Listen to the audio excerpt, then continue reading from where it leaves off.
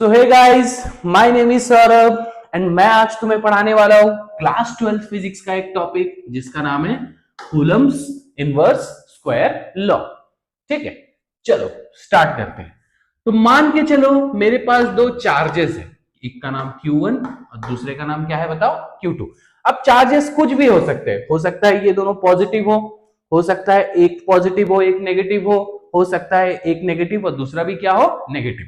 तो इनके बीच या तो अट्रैक्शन होगा या तो क्या होगा, रिपल्शन।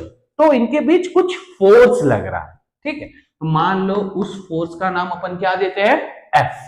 अब कितना फोर्स लग रहा है ये हमें कौन कैलकुलेट करके देगा, कूलम्स इनवर्स स्क्वायर लॉ। चलो अब हम देखते हैं आगे। तो साइंटिस्ट कूलम ने बोला कि अगर हम दो चार्जेस रखते हैं और उनके सेंटर से लेके सेंटर के बीच का डिस्टेंस क्या हो जाए हमारा, r। ठीक है, तो जो फोर्स उन दोनों के बीच लगेगी वो तीन चीजों पे डिपेंड करेगी। तो सबसे पहला चीज है चार्ज, मतलब जो भी फोर्स लगेगा वो पूरा पूरा सबसे पहले किस पे डिपेंड करेगा, चार्ज। दूसरा डिपेंड करेगा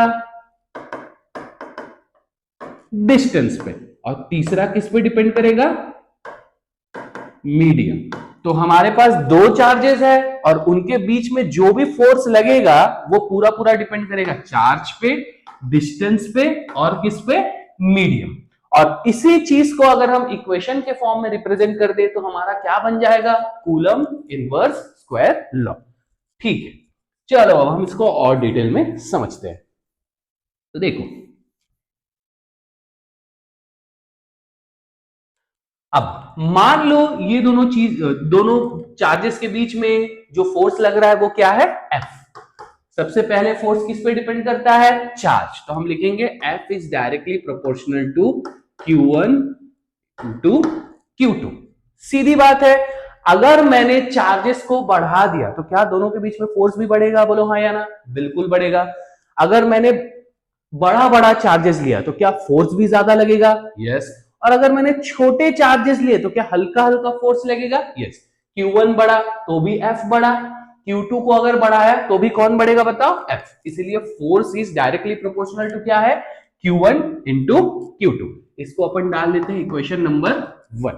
अगेन दूसरा किस पे डिपेंड करता है, फोर्स, डिस्टेंस पे। चार्ज के सेंटर से लेके सेंटर के बीच का डिस्टेंस जो हो r हो, तो हमारे पास इक्वेशन बनेगा F जो है वो रहेगा inversely proportional to square of distance. इसका अपन मतलब समझते हैं। तो क्या बोल रहा है ये कि जैसे जैसे दोनों चार्जेस के बीच डिस्टेंस बढ़ेगा वैसे वैसे फोर्स बढ़ेगा या घटेगा, कॉमन सेंस लगाओ। डिस्टेंस बढ़ा तो फोर्स घटेगा। तो ये भी क्या बोला है, जो फोर्स है inversely proportional to 1 by square of distance. Distance बढ़ेगा फोर्स घटेगा। ठीक है, तो इसको अपन डालते हैं इक्वेशन नंबर 2। अब हम देखेंगे इक्वेशन 3 को। अब अगर मैं इन दोनों को कंबाइन कर दूं तो मेरे पास क्या बन के आएगा, F प्रोपोर्शनल का साइन Q1 Q2 और ये क्या हो जाएगा बताओ, R स्क्वायर। अभी भी हमारा जो इक्वेशन है वो कंप्लीट नहीं है। क्यों कंप्लीट नहीं है, क्योंकि हमारे पास यहाँ पे कौन सा साइन है बताओ, प्रोपोर्शनल का साइन। तो इस प्रोपोर्शनल के साइन को अपने को हटाना पड़ेगा। चलो आगे बढ़ते हैं अपन। तो अगर मैं इस प्रोपोर्शनल को हटाना चाहूं और इक्वल लाना चाहूं तो इसके लिए मुझे क्या करना पड़ेगा, मुझे लाना पड़ेगा एक कांस्टेंट। मैंने एक कांस्टेंट का मल्टीप्लिकेशन किया तो ये हो गया Q1 Q2 डिवाइडेड बाय क्या हो जाएगा, R स्क्वायर। तो ये क्या हो गया हमारा, कूलम्स इनवर्स स्क्वायर लॉ।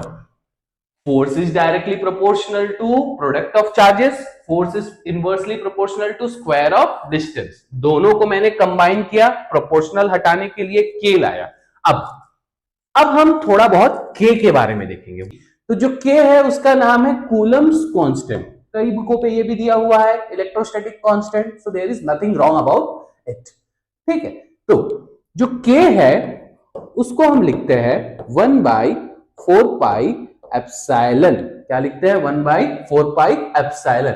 अब ये दोनों चार्जेस के बीच में हमारा मीडियम क्या है, एयर, तो एयर के लिए क्या लिखते हैं अपन, एप्सिलॉन नॉट। तो के में 1 को हम जानते हैं, 4 को हम जानते हैं, पाई को हम जानते हैं। नया क्या है हमारे लिए, नया है ये टर्म एप्सिलॉन। तो अब हम एप्सिलॉन को समझेंगे, ठीक है। देखो, तो जो एप्सिलॉन है उसका डेफिनेशन है permittivity of free space, sorry free space नहीं, अभी के लिए हम कोई मीडियम मान लेंगे।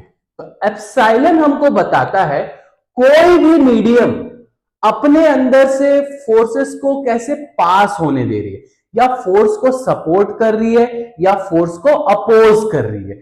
अगर मीडियम फोर्स को सपोर्ट करे तो फोर्स हमें ज्यादा मिलेगा कि कम मिलेगा, फोर्स हमें मिलेगा ज्यादा। अगर मीडियम अपोज करे तो फोर्स हमें कम मिलेगा कि ज्यादा, कम।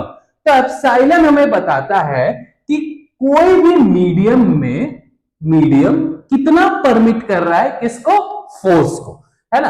अब हमारे केस में हमने दो चार्जेस के बीच में जो मीडियम लिया है वो क्या है, एयर। तो एयर के लिए हम क्या लिखते हैं, एप्सिलॉन नॉट, और इसको क्या बोलते हैं, परमिटिविटी ऑफ फ्री स्पेस, यानी वैक्यूम जो है फोर्स को कितना परमिट कर रहा है अपने अंदर से, है ना।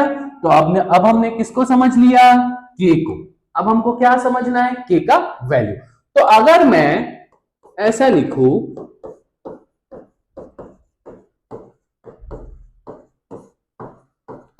मैंने के को हटाया, के की जगह क्या लिख दिया, 1/4 पाई एप्सिलॉन नॉट। तो ये क्या हो गया, ये हो गया मेरा पूरा कूलम्ब्स लॉ। अब हम थोड़ा बहुत के वैल्यू के बारे में जानेंगे। चलो जी देखते हैं। तो what is the value of के, कब, जब हमारा मीडियम क्या हो, एयर, ठीक है। तो जो के है, के का वैल्यू होता है 9 × 10⁹ कब, जब मीडियम क्या हो, एयर है। क्लियर है। अब यूनिट भी लिखना है हमको, तो यूनिट हम रट्टा नहीं मारेंगे, हम समझेंगे यूनिट कैसे निकालते हैं। तो जो फोर्स था हमारा वो क्या था, के Q1 Q2 डिवाइडेड बाई क्या हो गया था, R²। किसका यूनिट चाहिए हमको, के, तो के को इस पार रख देते हैं, यहां ले आते हैं हम F R² डिवाइडेड बाई क्या ले आते हैं, इसको अपन बीच में लिखते हैं। तो इसको अपन आगे बढ़ाएंगे तो यहां से क्या लिख सकते हैं, F क्या लिख सकते हैं, R² डिवाइडेड बाई क्या होगा, Q1 × Q2 बराबर क्या होगा, के। मैंने क्रॉस मल्टीप्लाई कर दिया। अब यहां से हम के का यूनिट निकालेंगे। तो देखो, जो फोर्स है उसका यूनिट क्या है, न्यूटन। जो आर है यानी डिस्टेंस है उसका यूनिट क्या है, मीटर, और ऊपर क्या लग जाएगा, स्क्वायर। चार्ज का यूनिट क्या है, कूलम। कितने चार्जेस है, 2, तो कूलम इंटू कूलम, कूलम का क्या हो जाएगा, स्क्वायर। तो के का यूनिट क्या होगा बताओ, न्यूटन मीटर स्क्वायर पर कूलम स्क्वायर। तो हम के को ऑल टोटल कैसे लिख सकते हैं for air, k is equals to 9 × 10⁹ newton metre square पर कूलम स्क्वायर। तो ये आ गया हमारे पास के का फाइनल वैल्यू। ये बात सबको समझ में आ गया, क्लियर है। तो हमने कर लिया पूरा कूलम्स लॉ। कूलम्स लॉ क्या था, कूलम्स लॉ क्या बोल रहा था, अगर दो चार्जेस है, डिस्टेंस r है, तो जो फोर्स है वो किसके बराबर होगा, k Q1 Q2 by R²। k का वैल्यू क्या है for air, k is equals to 1/4 pi epsilon naught. What is epsilon naught, permittivity of free space. Free space अपने अंदर से फोर्स को कितना परमिट कर रहा है। उसके बाद हमने देखा k का वैल्यू, तो k का वैल्यू क्या है, 9 × 10⁹ न्यूटन मीटर स्क्वायर पर कूलम स्क्वायर। तो ये हो गया हमारा complete Coulomb's law. Coulomb's law कौन से फॉर्म में है यहां पे बताओ, कूलम्स लॉ जो है ये स्केलर फॉर्म में, कोई डायरेक्शन नहीं दिख रहा है, तो ये कौन सा फॉर्म ऑफ कूलम्स लॉ है, स्केलर। क्लियर है। तो अगले लेक्चर में हम देखेंगे कूलम्स लॉ, लेकिन उसका वेक्टर फॉर्म। तब तक के लिए I hope so you guys will do well. Okay, चलो।